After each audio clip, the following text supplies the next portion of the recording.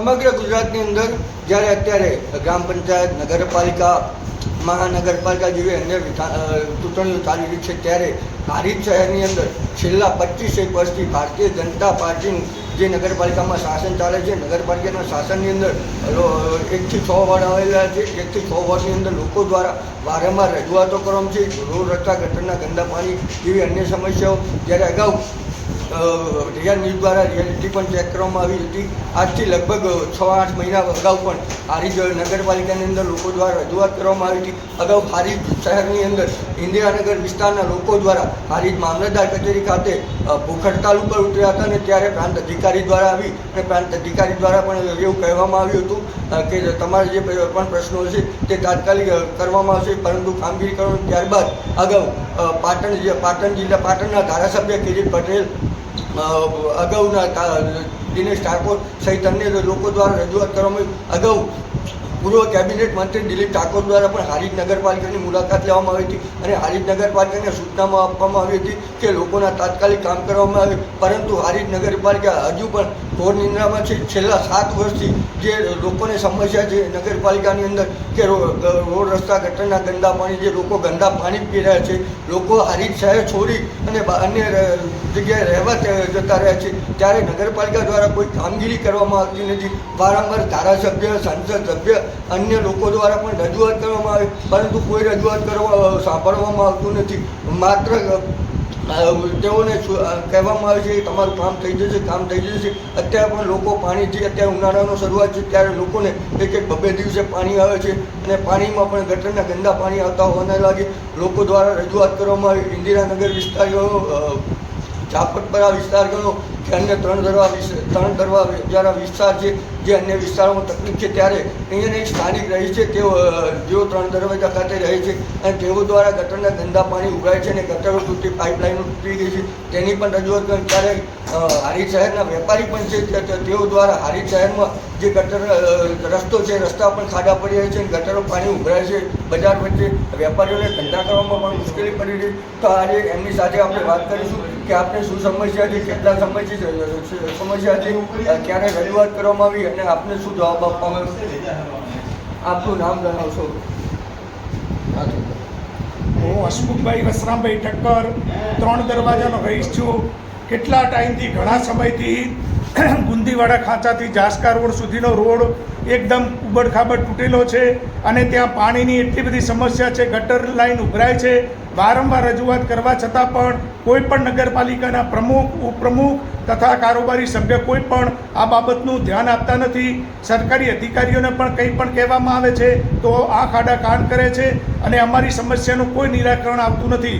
કેટલા જ વૃદ્ધો, ઉંમરવાન માણસો તથા સ્કૂટરો લઈને જતા કોઈ પણ રાહદારી વ્યક્તિઓ ત્યાં કને પડે છે, અને 3-4 જણને ફ્રેક્ચર થઈ ગયેલ છે. આ બાબતે કોઈ પણ જાતનું ક્યાંય પણ ધ્યાન આપવામાં આવતું નથી, અને અત્યારે ઘોર નિંદ્રામાં અત્યારે છે. અને જે ગ્રાન્ટો આવે છે, ગ્રાન્ટો ક્યાં જાય છે એની કોઈ પણ માહિતી એ લોકો આપતા નથી. આપના દ્વારા રજૂઆત કરવામાં આવે તો આપણે શું જવાબ આપવામાં આવે છે?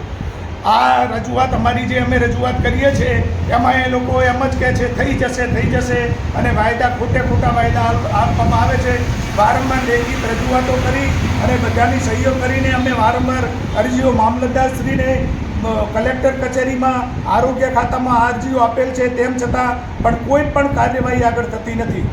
કઈ સમસ્યા હારીજમાં મુખ્ય સમસ્યા છે? હારીજમાં મુખ્ય રોડ તૂટેલા છે, ગટર લાઈનો ઉભરાય છે, પાણી ટાઈમે આવતું નથી, અને સાફ સફાઈ પૂરતી થતી નથી. સ્ટ્રીટ લાઇટો પણ ઘણી જગ્યાએ બંધ છે.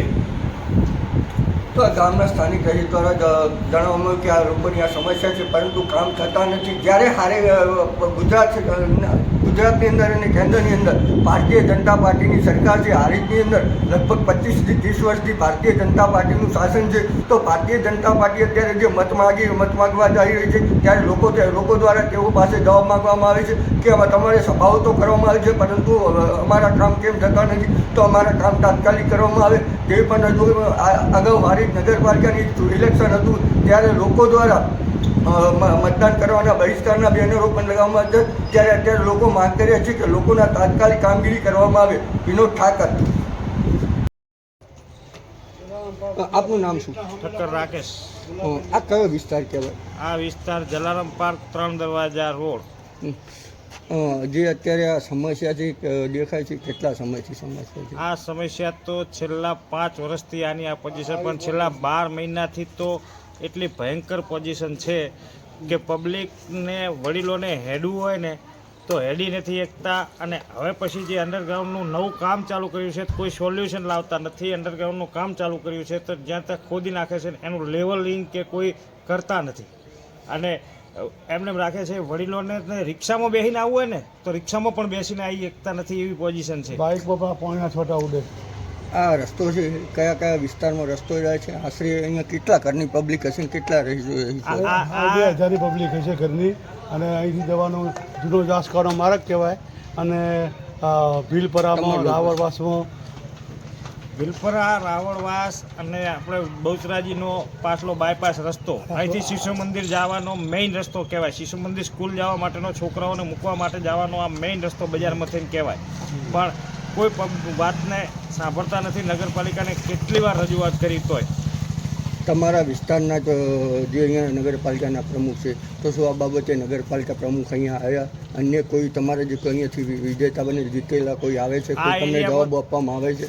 આ એરિયામાંથી નગરપાલિકામાં જીતીને ગયેલા જે છે એ ધર્મેશભાઈ પોતે આ એરિયાના કોર્પોરેટર છે, એ જ આ નગરપાલિકાના પ્રમુખ છે.